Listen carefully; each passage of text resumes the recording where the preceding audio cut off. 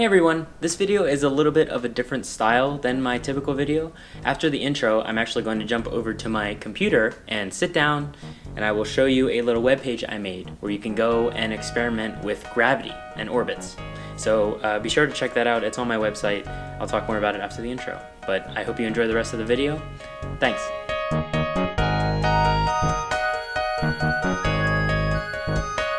Alright, so now we are at the computer. This is the SciSky website. I have mentioned this site before, but if you haven't been here, come check it out. There is some cool stuff here. You can definitely click on the About page and see me with much shorter hair and no facial hair. I thought that was funny, coming back to it.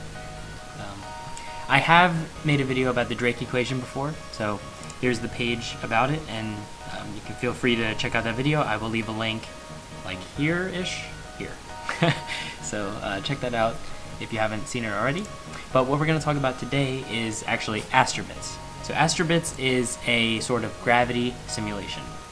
You can see when you arrive at the page, it's very simple, very stripped down. I wanted to leave basically, as simple as it can get and show you how kind of gravity between objects in space interact with each other. So let's check that out. So in this application, there are 3 different click modes. The first one when you arrive is called Move Mode. Basically, if you click and drag, you will move around the objects on the screen. You can also use the scroll wheel to kind of zoom in and get closer to the action. There's also another mode called Zoom, which clicking and dragging will actually zoom you in and out, but I just use the scroll wheel. And the third click mode is called Spawn. So what Spawn will do is when you click and drag, it will attempt to create a new planet or a new object for this star system. So by default, it's a medium planet. You can see that medium planet is blue. And I made this planet blue to kind of represent how Earth is a medium-sized planet. And Earth is blue from space, as you probably know. So when you click on Spawn, if you click and drag, you can change the predicted movement of the planet that you're going to spawn. So by changing the initial velocity vector, you will affect its orbit. And you can kind of experiment with this and try different velocities and locations and see how the orbit is created. This topic goes very deep, and I wanted to kind of save that for another video. This video is just introducing the page itself. Okay, so I have just reloaded the page, and you'll notice when you arrive, there is just a single brown dwarf planet or a meteor orbiting a yellow sun-like star. So from this, you could, say, make another dwarf planet, or dwarf planet or a meteor. So I just did that there. Say I want to make one more with a slightly different orbit. You can make as many as you would like. Now, what happens in this simulation is as the objects orbit the star, they have the chance, or they are constantly actually interacting. So the objects we've created so far are small, and they are low in mass. However, if we create an object that is heavy and much larger in mass, it will have different effects on the system as a whole. So say I create a large planet with an orbit that intersects the orbit of other objects in the system. Let's see what happens. Now, you will notice that this large planet vastly more interacts with the other objects. So it will very readily change the orbits of these brown dwarf planets. And that happens because the large planet is so much more massive and it affects the system so much more.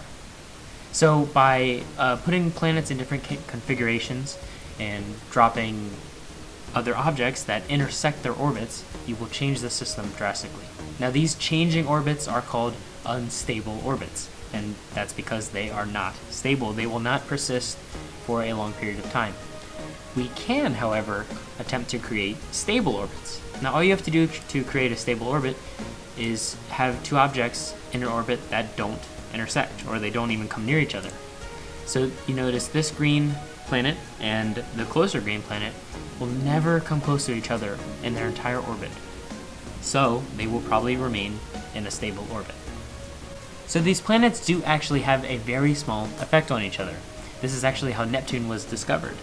The effects of Uranus's orbit led to the hypothesis that another planet was there, slightly tugging on it over the span of several years.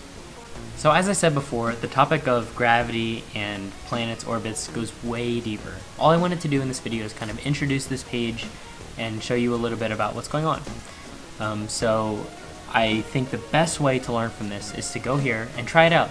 Try to put planets in different orbits and see how they interact with each other.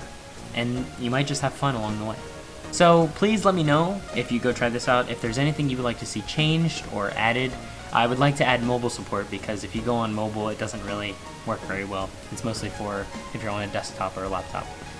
So I would like to add that, and if you think of anything else, drop it in the comments below. But anyway, that was pretty much a brief introduction to Astrobits.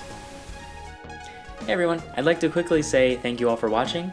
Let me know what you think of this style of video where I'm kind of sitting down at my desktop. It's a little different than usual. And I'd love to hear about your experiences with Astrobits. You may not know this, but I have a strong computer science programming background, so I've always wanted to make a sort of educational, interactive activity that we can all do together. So please drop your thoughts in the comments below. Thank you for watching, take care, and remember, be curious.